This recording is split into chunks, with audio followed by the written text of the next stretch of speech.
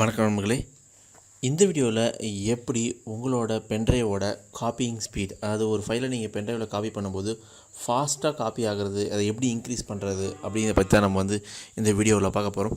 So எல்லாருமே ஒரு pen drive வாங்கியிருப்பீங்க. கண்டிப்பாக உங்கள் வாழ்நாளில் பென்ட்ரைவ் யூஸ் பண்ணாமல் இருக்க மாட்டீங்க. அந்த பென்ட்ரைவ் யூஸ் பண்ணும்போது வாங்க புதுசில் நல்லா ஸ்பீடாக காப்பி ஆகும்.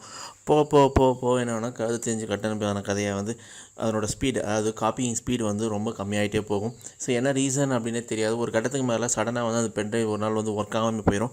ஸோ நிறைய இம்பார்ட்டன்ட் டேட்டாஸ் நீங்கள் பென்ட்ரைவ் வச்சுருப்பீங்க.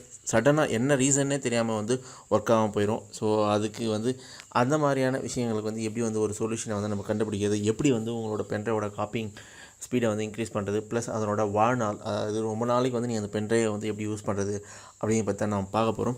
ஸோ இப்போ என்னோடய பென்ட்ரைவ் நான் என்னோடய சிஸ்டரில் நான் இன்சர்ட் பண்ணிவிட்டேன். இதில் பார்த்தீங்கன்னா பென்ட்ரைவ்னு இருக்குது. இதை நான் ஓப்பன் பண்ணுறேன். இதில் எந்த ஒரு ஃபைலும் இல்லை. ஸோ இப்போ நான் என்ன பண்ண போகிறேன்னா, ஒரு சில விஷயங்கள் உங்களுக்கு சொல்லித்தர போகிறோம். அதை நீங்கள் அப்படியே ஃபாலோ பண்ணுங்கள். ஃபாலோ பண்ணிங்கன்னா உங்களோட பென்ட்ரைவோட காப்பியிங் ஸ்பீட் ப்ளஸ் அதனோட லைஃப் டைம், அதாவது அதனோட வாழ்நாள், ரொம்ப நாளைக்கு அந்த பென்ட்ரைவ் நீங்கள் வச்சுருக்கலாம். ஸோ என்ன பண்ணணும், ஃபஸ்ட்டு உங்களோட பென்ட்ரைவோட ஃபார்மெட் என்ன டைப்பில் இருக்குன்னா, வழக்கமாக இப்போ எக்ஸாம்பிளுக்கு நான் என்ன பண்ணுறேன்னா, இப்போ ஃபார்மெட் அப்படின்னு சொல்லிட்டு நான் கிளிக் பண்ணுறேன். கிளிக் பண்ணிங்கன்னா இங்கே நிறைய ஆப்ஷன்ஸ் உங்களுக்கு வரும். இதில் பார்த்தீங்கன்னா உங்களோட கெப்பாசிட்டி, ஃபைல் சிஸ்டம் பார்த்தீங்கன்னா FAT32, அதுக்கப்புறம் EXFAT, அதுக்கப்புறம் NTFS, இந்த 3 ஃபார்மெட் இருக்கும். அதுக்கப்புறம் பார்த்தீங்கன்னா அலோகேஷன் யூனிட் சைஸ் அப்படின்னு ஒரு ஆப்ஷன் இருக்கும். ப்ளஸ் உங்களோட பேர் குயிக் ஃபார்மெட், இந்த ஆப்ஷன் இருக்கும். இதில் பார்த்தீங்கன்னா இந்த ஃபைல் சிஸ்டம், அதில் என்ன பண்ணுவாங்கன்னா, நீங்கள் NTFS அப்படிங்கிற ஃபார்மெட்டை தான் நீங்கள் செலக்ட் பண்ணணும். வழக்கமாக டிஃபால்ட்டாக FAT32 இருக்கும். ஆனால் நீங்கள் அதுக்கப்புறம் NTFS நீங்கள் செலக்ட் பண்ணணும். அதுக்கப்புறம் அலோகேஷன் யூனிட் சைஸ் அப்படிங்கிறத நீங்கள் என்ன பண்ணணும்னா, டிஃபால்ட் அலோகேஷன் யூனிட் சைஸ்ன்னு சொல்லிட்டு கிளிக் பண்ணி ஃபார்மெட் பண்ணிங்க. ஸ்டார்ட் கொடுத்தீங்கன்னா அது உடனே ஃபார்மெட் ஆகிடும். ஸோ ஃபஸ்ட் நீங்கள் பண்ண வேண்டிய விஷயம் இதுதான். ஸோ ஒன்ஸ் இதை முடிச்சதுக்கப்புறம் நீங்கள் என்ன பண்ணுவாங்கன்னா, இப்போ கம்ப்ளீட் ஆகிடுச்சு. கம்ப்ளீட் பண்ணதுக்கப்புறம் என்ன பண்ணுவோன்னா, மறுபடியும் ரைட் கிளிக் பண்ணுங்கள். ரைட் கிளிக் பண்ணி முடிச்சிட்டிங்கன்னா அதில் ப்ராப்பர்ட்டிஸ் இருக்கும். ப்ராப்பர்ட்டிஸ் ஓப்பன் பண்ணிங்கன்னா இதில் டூல்ஸ் அப்படிங்கிற ஒரு ஆப்ஷன் இருக்கும். டூல்ஸ் ஓப்பன் பண்ணிவிட்டு இதில் எரர் செக்கிங் அப்படிங்கிற ஒரு ஆப்ஷன் இருக்கும். இதை செக் பண்ணுங்கள்.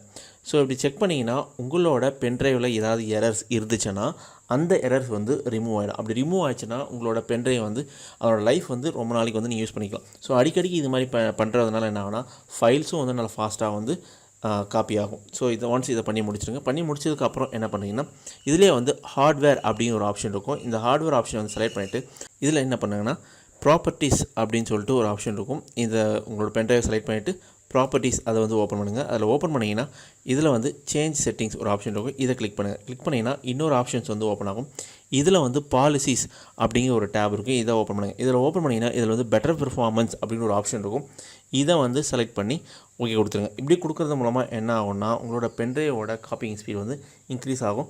ப்ளஸ் எந்த ஒரு பிரச்சனையும் இல்லாமல் காப்பி ஆகும். ஆனால் இதில் ஒரு டிஸ்அட்வான்டேஜ் என்னென்னா, கம்பல்சரி நீங்கள் உங்களோட பென்ட்ரைவ் சேஃப்லி ரிமூவ் ஹார்ட்வேர் அந்த ஆப்ஷனை செலக்ட் பண்ணி தான் ரிமூவ் பண்ணணும். ஜஸ்ட் லைக் தட் உங்கள் பென்ட்ரைவ் நீங்கள் அப்படியே லேப்டாப்லேருந்து டெஸ்க்டாப்லேருந்து அப்படியே பிடிங்கிடக்கூடாது. சரிங்களா, காப்பி ஆகிட்டு இருக்கும்போது. ஆனால் இன்கேஸ் இந்த ஆப்ஷன் நீங்கள் எனேபிள் பண்ணிங்கன்னா அந்த மாதிரி பண்ண கூட உங்கள் பென்ட்ரைவ் ஒன்றும் ஆகாது. பட் ரிப்பீட்டடாக அது மாதிரி பண்ணும்போது உங்கள் பென்ட்ரைவோட லைஃப் டைம் முடிஞ்சிடும். ஸோ இதை செலக்ட் பண்ணிவிட்டு ஓகே கொடுத்துருங்க. ஓகே கொடுத்ததுக்கு அப்புறம் என்ன பண்ணுறீங்கன்னா, ஒன்ஸ் எல்லாம் முடிச்சதுக்கப்புறம் இதை ஓகே கொடுத்துருங்க. ஓகே கொடுத்துட்டு மறுபடியும் ப்ராப்பர்ட்டிஸ் ஓப்பன் பண்ணுங்கள். ப்ராப்பர்ட்டிஸ் ஓப்பன் பண்ணிவிட்டு அதில் டூல்ஸில் டீஃப்ராக்மெண்ட் அப்படிங்கிற ஒரு ஆப்ஷன் இருக்கும். இந்த ஆப்ஷனை நீங்கள் கிளிக் பண்ணுங்கள். இப்படி கிளிக் பண்ணும்போது என்ன ஆகும் அப்படின்னா, உங்களோட பென்ட்ரைவில் எக்கச்சக்கமான ஃபைல்ஸ் நீங்கள் ஸ்டோர் பண்ணியிருப்பீங்க, அழிச்சிருப்பீங்க. ஆனால் இந்த டீஃப்ராக்மெண்ட் பண்ணுறது மூலமாக என்ன ஆகும்னா, அதனோட அந்த ஃபைல்ஸ், அதாவது ரெசிடுவல் ஃபைல்ஸ் எல்லாம் உங்கள் பென்ட்ரைவ்லேயே இருக்கும். அதில் ப்ராப்பராக ரிமூவ் ஆகிருக்காது, அதை ப்ராப்பராக அரேஞ்சும் பண்ணியிருக்காது.